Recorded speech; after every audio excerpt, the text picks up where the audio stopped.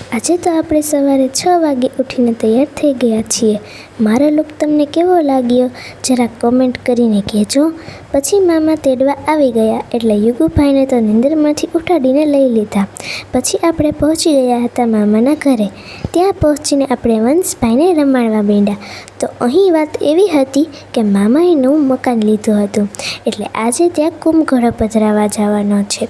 પછી મામીએ અહીં કુંભઘડાની તૈયારી શરૂ કરી દીધી છે. કુંભઘડો તૈયાર થઈ ગયો છે. પછી મામીએ કુંભઘડો માથા ઉપર લઈ લીધો અને બધા જ નવા ઘરે મુહૂર્ત કરવા નીકળી પડ્યા. અહીંયા મારા નાની, માસી, મમ્મી અમે બધા જ નવા ઘરે મુહૂર્ત કરવા નીકળી પડ્યા. પહેલાં મામા, મામી, સિયા અને વંશે એન્ટ્રી કરી. પછી સિયાબેનના કંકુ પગલાં કર્યા. પછી મામીએ કુંભઘડો સિયાબેનને ઉપર મૂક્યો અને મુહૂર્તની શરૂઆત કરી. સિયાબેન ઘડો લઈને એન્ટર થઈ ગયા છે. સિયાબેનથી ઘડો ઉપડે નહીં એટલે મામીએ પકડ્યો. પછી આપણે પણ ઘડો ઉપાડી લીધો. પછી ઘડો ઉપાડી માતાજી પાસે મૂકીને આપણે દર્શન કરી લીધા. પછી મામા મામીએ ગણેશજી અને માતાજીની પૂજા કરી.